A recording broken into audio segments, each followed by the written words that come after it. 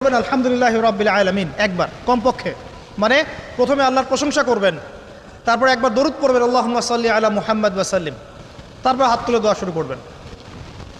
বৃষ্টি পড়ছে, দোয়া শুরু করে দেন, দোয়া কবুল হবে ইনশাআল্লাহ।